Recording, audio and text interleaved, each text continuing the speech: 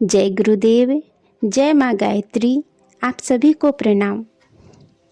आज से हम सभी एक नई पुस्तक का स्वाध्याय शुरू कर रहे हैं, जिसका नाम है गायत्री की 24 शिक्षाएं,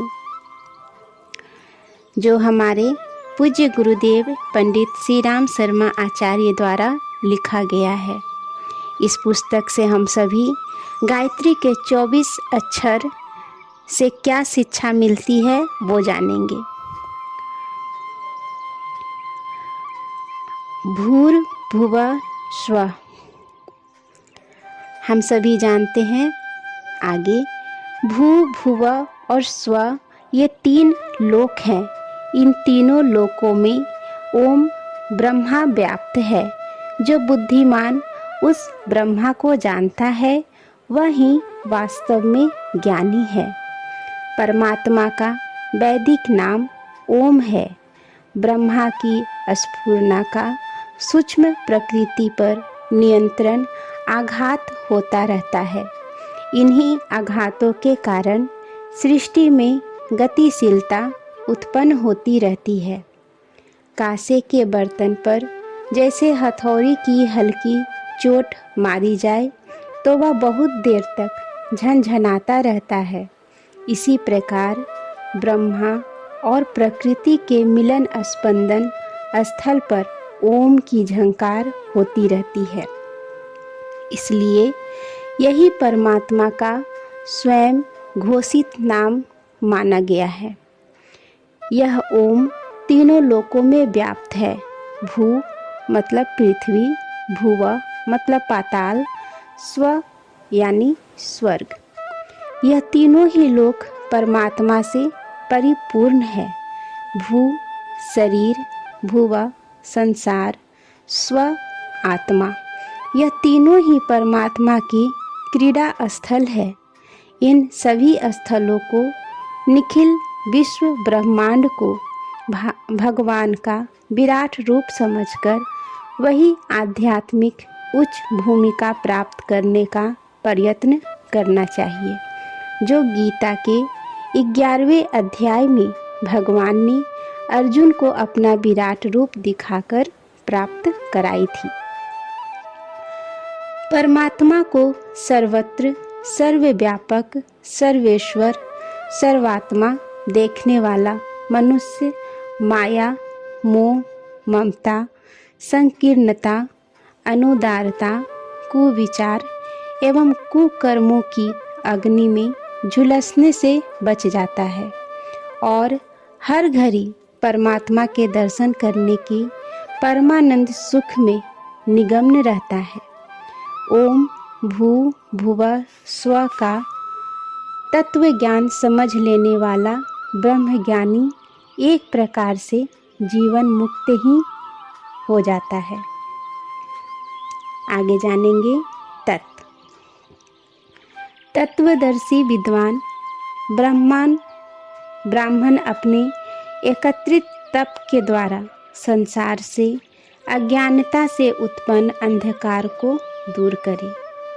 ब्राह्मण वे हैं जो तत्व को, वास्तविकता को, परिणाम को देखते हैं, जिन्होंने अपनी पढ़ाई को भाषा, साहित्य, शिल्पकला, विज्ञान आदि की पेट भरू शिक्षा तक ही सीमित न रखकर जीवन का उद्देश्य, आनंद और साफल्य प्राप्त करने की विद्या भी सीखी है।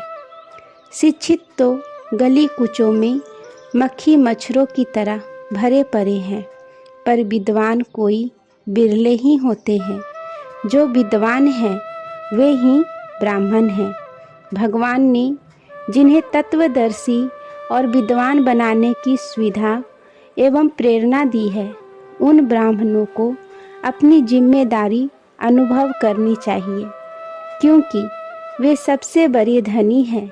लोग व्यर्थ ही ऐसा सोचते हैं कि धन की अधिकता ही सुख का कारण है। सच बात यह है कि बिना सद्ज्ञान के कोई मनुष्य सुख शांति का जीवन नहीं बिता सकता, चाहे वह करोड़ों रुपये का स्वामी क्यों न हो। भारतवासी सद्ज्ञान का महत्व आदिकाल से समझते आए हैं। इसलिए यहाँ सद्ज्ञान की, ब्रह्मा ज्ञान के धनी ब्राह्मणों की मान प्रतिष्ठा सबसे अधिक होती है। आज इस गए बीते जमाने में भी उनकी चिन्ह पूजा किसी न किसी रूप में ब्राह्मणों से अंधिकारी वंशजों तक को प्राप्त हो जाती है। ब्राह्मत्व विश्व का सबसे बड़ा धन है। रत्नों का भंडार बढ़िया, कीमती, मजबूत तिजोरी में रखा जाता है। जो शरीर तप पुत है, तपस्या की, संयम की, तितिक्षा की, त्याग की, अग्नि में तपा कर जिस तिजोरी को भली प्रकार मजबूती से गढ़ा गया है, उसी में ब्राह्मत्व रहेगा और ठहरेगा। जो असंयमी, भोगी, स्वार्थी, तप विहीन है, वे शास्त्रों की तोता रटंत भले ही करते रहें, पर उस बकवाद के अतिरिक्त अपने को, ब्राह्मत्व को भली प्रकार सुरक्षित एवं अस्थिर करने में समर्थ नहीं हो सकते। इसलिए ब्राह्मण को, सद्ज्ञान के धनी को अपने को तपपुत बनाना चाहिए। तप और ब्राह्मत्व के सम्मिश्रण से ही सोना सुगंध की उक्ति चरितार्थ होती है। ब्राह्मण को भूसुर कहा जाता है। भूसुर का अर्थ है पृथ्वी का देवता। देवता वह जो दे। ब्राह्मण संसार के सर्वश्रेष्ठ धन का, सद्ज्ञान का धनपति है। वह देखता है कि जो धन उसके पास अटूट भंडारों से भरा हुआ है, उसी के अभाव के कारण सारी जनता दुख पा रही है। अज्ञान से, अविद्या से बढ़कर दुखों का कारण और कोई नहीं। जैसे भूख से छटपटाते हुए, करुण क्रंदन करते हुए मनुष्यों को देखकर सहृदय धनी व्यक्ति उन्हें कुछ दान दिए बिना नहीं रह सकते, उसी प्रकार अविद्या के अंधकार में भटकते हुए जन समूह को ब्राह्मण अपनी सद्ज्ञान संपदा से लाभ पहुंचाता है। यह कर्तव्य आवश्यक एवं अनिवार्य है। यह ब्राह्मण की आध्यात्मिक जिम्मेदारी है। गायत्री का प्रथम शब्द तत् ब्राह्मत्व की महान जिम्मेदारी की ओर संकेत करता है, जिसकी आत्मा जितने अंश में तत्वदर्शी, विद्वान और तपस्वी है, वह उतने ही अंश में ब्राह्मण है।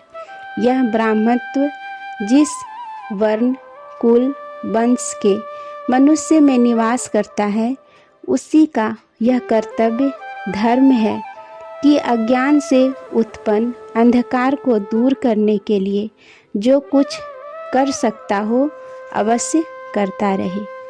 आज के लिए यहीं तक। आप सभी को धन्यवाद। जय गुरुदेव। आगे हम सभी स अक्षर और वी अक्षर के बारे में जानेंगे।